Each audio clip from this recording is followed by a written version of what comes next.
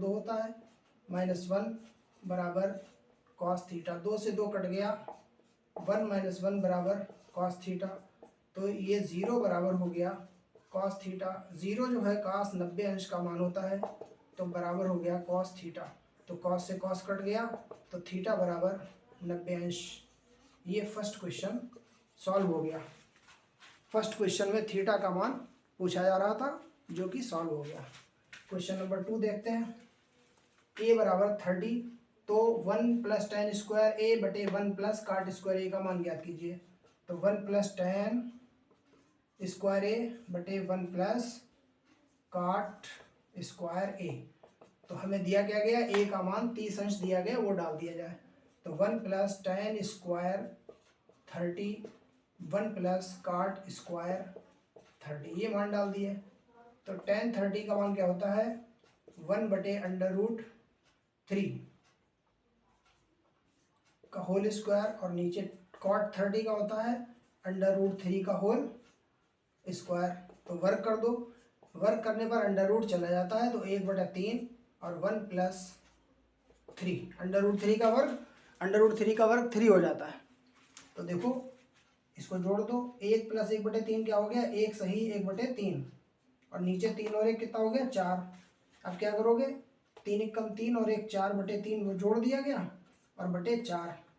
तो ये 4 से ये 4 कट गया, 1 × 4। जब ये 4 से 4 कट गया, तो क्या बचा, 1/3। ये आंसर आ गया।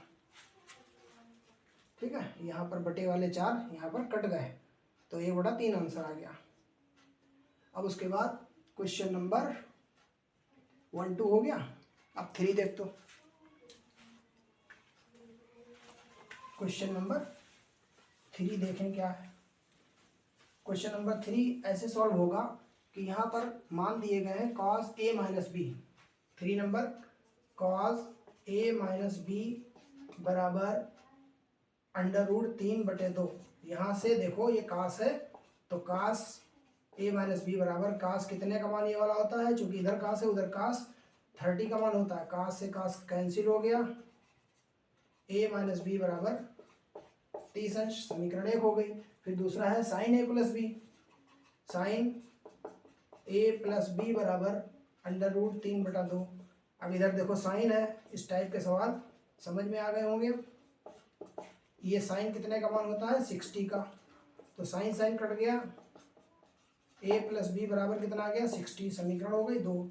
इन्हें दोनों को अगर हल कर लें तो कहा जा रहा था a और b का मान ज्ञात कीजिए, तो ज्ञात हो जाएगा। तो समीकरण 1 और 2 को जोड़ दो, 1 + 2 जोड़ने से क्या होगा, माइनस का b और प्लस का b कट जाएगा। a - b plus a + b बराबर में क्या है, 30 उस वाली समीकरण में पहली में, यहाँ 60 है, b से b कट गया, तो 2a बराबर 90 अंश। तो a बराबर आ गया 90/2, 2 से कट कर दो 90 को, तो 2 चक्कू 8 2 पंजे 10, यानी आ गया 45 अंश। अब a का मान जो आ गया है समीकरण 1 में रखने पर, a का मान समीकरण 1 में रखने पर, जब समीकरण 1 में रखेंगे तो b का मान देखो कैसे आता है। a का मान रखें 45 माइनस का b बराबर 30, तो 45 में से 30 इधर ला के घटा दो और बराबर में b भेज दो, तो माइनस का b था प्लस का हो गया, 45 में से 30 गया 15 बराबर b। तो b का मान कितना आ गया, 15 अंश। ये आंसर आ गया। इस तरीके से क्वेश्चन नंबर 3 हो गया।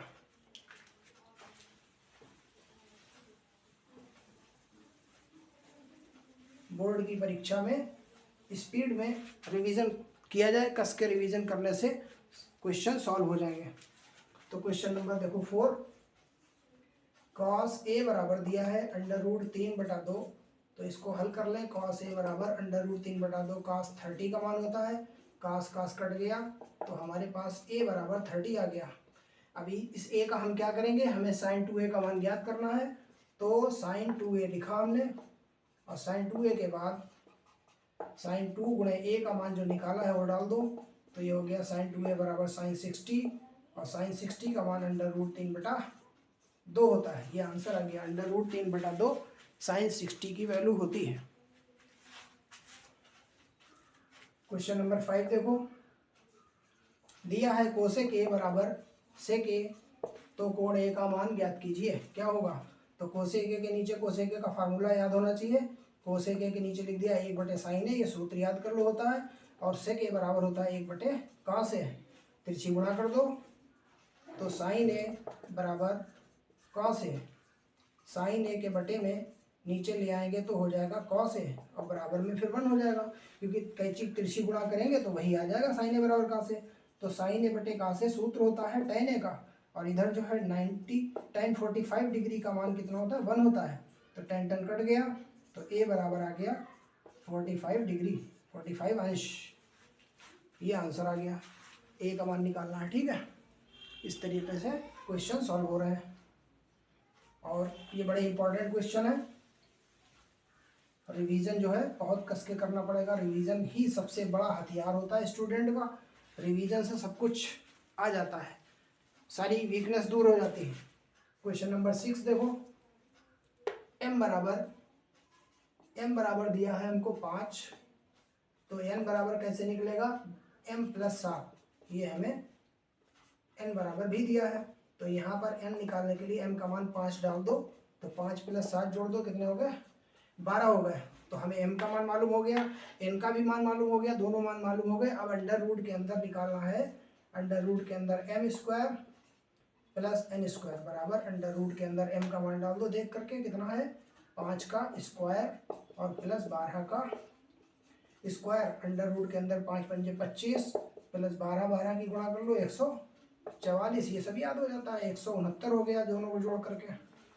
अब 169 के टुकड़े करे जाए तो 13 13 2 बार आता है इसके अंदर, 13 13 की गुणा 169। अंडर रूट के अंदर 2 बार कोई गिनती हो, कोई संख्या हो, वो बाहर निकाली जाती है, तो ये आ गया आंसर। जब अंडर रूट के अंदर 2 बार कोई संख्या हो तो उसमें से 1 बार निकाली जाती है, तो वर्गमूल निकल आता है। तो ये देखो आंसर आ गया। अब उसके बाद क्वेश्चन नंबर 7। क्वेश्चन नंबर 7 क्या है, समीकरण दिया है x + 1/x = 3। तो कह रहे हैं इसके मूलों को ज्ञात कीजिए, तो हम लघुत्तम ले लें, x की गुणा x से x² + 1 = 3। तो तिरछी बटे में 1 करके ऐसे तिरछी गुणा कर दें, तो x² + 1 बराबर हो जाएगा 3x। द्विघात समीकरण कैसी होती वैसी बना लो, x² - 3x + 1 = 0। यहाँ से a का मान कितना है, 1, यहाँ पर की गिनती देखी जाती है 1, और b बराबर कितना, दूसरे नंबर पर b होता है -3, और c बराबर कितना है लास्ट में 1। अब हमें निकालना है इसके, क्या निकालना, मूल। तो सबसे पहले d निकाल दो, विविक्त कर, इसको कहते हैं हिंदी में विविक्त कर, डिस्क्रिमिनेंट। तो डिस्क्रिमिनेंट कैसे निकलता है, सूत्र है b² - 4ac। d बराबर, ये हमेशा याद रखो, b² - 4ac। b का मान डाल दो -3 का स्क्वायर -4 × 1 × 1, 3 × 9 -4 = 4, 9 में से 4 गया, कितना आ गया, 5 आ गया। तो 9 में से 4 गया, 5 आ गया। अब हमें मूल कैसे निकलेंगे द्विघात समीकरण के, तो उसके लिए दूसरा सूत्र है, x बराबर -b + -√d/2a। ये मान होता है x बराबर -b, तो माइनस लिखा, और b का मान जो है वो -3 है, और प्लस √b का मान 5/2 × a का मान 1, माइनस माइनस प्लस हो जाएगा ये पास में, तो 3 + -√5/2 = 2। यही 2 मूल हो गए, समीकरण का हल हो गया यही, 3 + -√5/2। ठीक है, ये क्वेश्चन का आंसर हो गया। अगला क्वेश्चन देखो, क्वेश्चन नंबर 8। क्वेश्चन नंबर 8 है, वो भी द्विघात समीकरण से रिलेटेड है। ये दिया गया है समीकरण 3x² - 12x + m = 0। तो करें m का मान ज्ञात कीजिए, इसके मूल कैसे हैं, बराबर है, मूल बराबर है। तो a बराबर कितना है 3, और b बराबर कितना है -12, और m और c बराबर कितना है, लास्ट वाला c होता है, तो c बराबर m। चूंकि मूल बराबर है, तो इस बात से हमें क्या पता चला, मूल बराबर है। अगर द्विघात समीकरण के मूल बराबर हैं तो क्या होता है, तो होता है सूत्र b² = 4ac।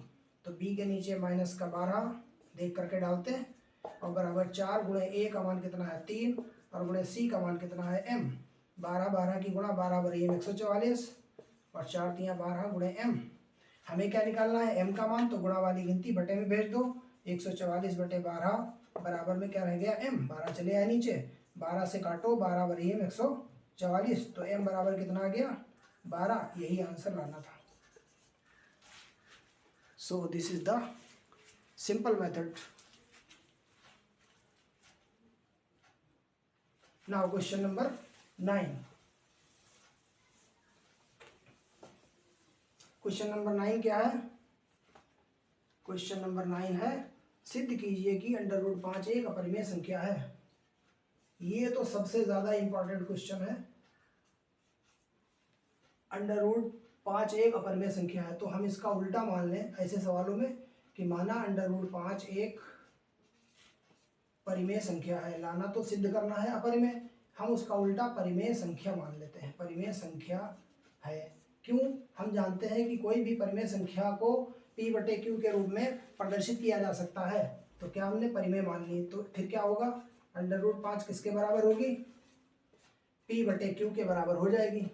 जहाँ Q के बारे में एक बात याद होना चाहिए कि Q is not equal to 0, मतलब ये वाली संख्या जो है ये पूर्णांक 0 नहीं लिया जाएगा बटे में, ठीक है।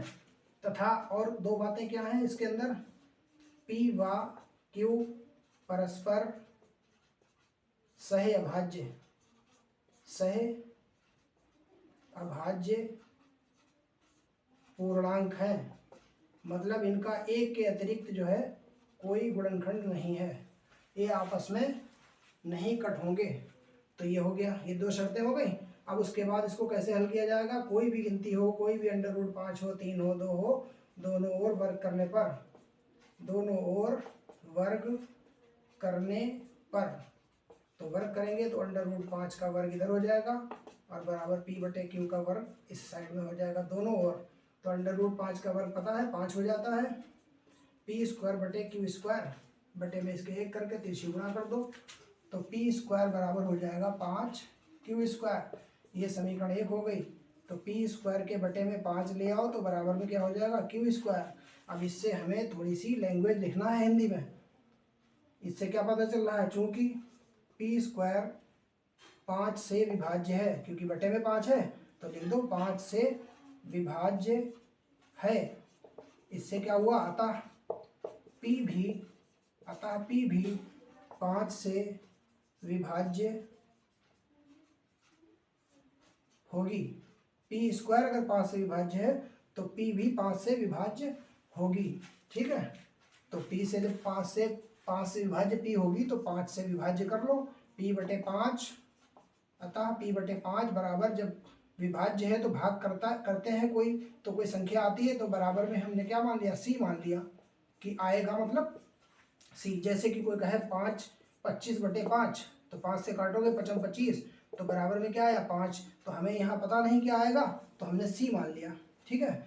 अब उसके बाद तिरछी गुणा कर दो ऐसे, तो P बराबर क्या आ गया, P बराबर 5C कहाँ रख देंगे, समीकरण 1 में रखने पर, समीकरण 1 में रख दो। तो जब समीकरण 1 में रखेंगे चल के, तो P की यहाँ पर 5C उसका वर्ग बराबर में क्या है 5Q², तो 5 पंजे 25, C² बराबर 5Q²।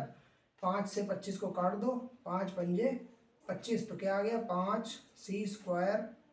5C² बराबर Q²। अब थोड़ा सा और सॉल्व कर लें, उसके लिए हमें कुछ मिटाना पड़ेगा यहाँ पर से। तो देखो हम क्वेश्चन मिटा दे रहे हैं थोड़े से और वहाँ पर सॉल्व कर देंगे बाकी का हिस्सा बचा हुआ। तो देखो क्या करेंगे यहाँ पर से, 5C² बराबर Q², तो ये 5 बटे में भेज दो, तो C² बराबर हो जाएगा Q²/5। इससे क्या पता चला, Q² किससे भाग किया जा रहा, 5 से, तो लिखा जाएगा Q², अतः Q² 5 से विभाज्य है,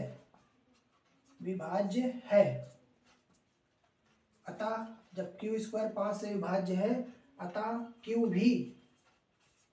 भी 5 से क्या होगा, विभाज्य होगा। Q² 5 से विभाज्य है, अतः Q भी 5 से विभाज्य होगा। अब देखो यहाँ पर हम लिख चुके हैं P भी 5 से विभाज्य है, यहाँ लिखा Q भी 5 से विभाज्य है, तो इसका मतलब P और Q दोनों 5 से विभाज्य हैं। तो क्या मतलब हुआ, अतः P व Q दोनों 5 से विभाज्य हैं, यह हमारी कल्पना हमने जो माना है हमारी कल्पना के विरुद्ध है। मतलब ये जो बात आ गई कि P और Q दोनों 5 से विभाज्य हमारी कल्पना के विरुद्ध है, क्योंकि हमने क्या माना था, ये माना था कि P और Q परस्पर अभाज्य हैं। जब अभाज्य हैं तो यहाँ पर भाज्य कैसे आ गया, इसका मतलब हमारी कल्पना जो थी वो उसके विरुद्ध आ गया।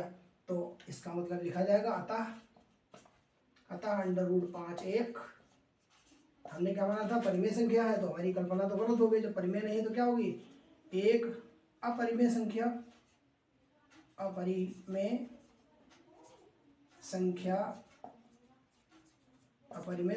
है। तो यही सिद्ध करना था कि √5 एक अपरिमेय संख्या है, सिद्ध कीजिए। ठीक है, तो इस तरीके से ये सॉल्व हो गया कंप्लीट। ये क्वेश्चन 4 नंबर से तो कम नहीं आएगा और 6 नंबर तक का आ सकता है।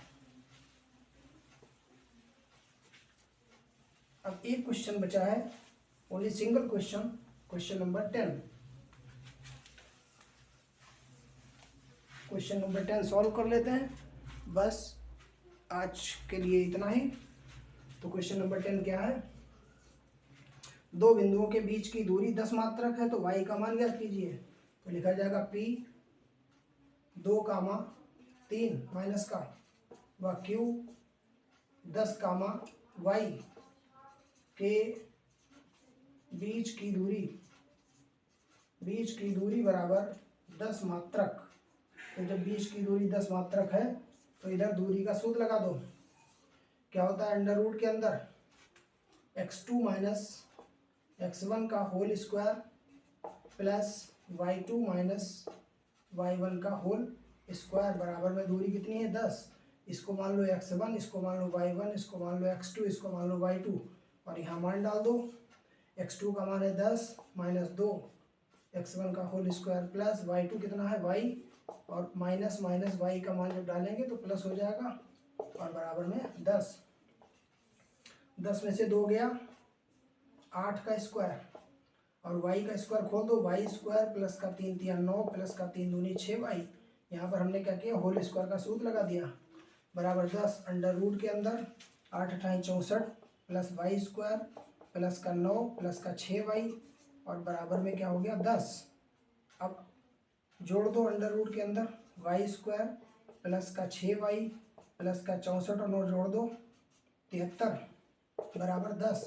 वर्क करने पर क्या होगा, फार्मूला मतलब अंडर रूट हट जाएगा।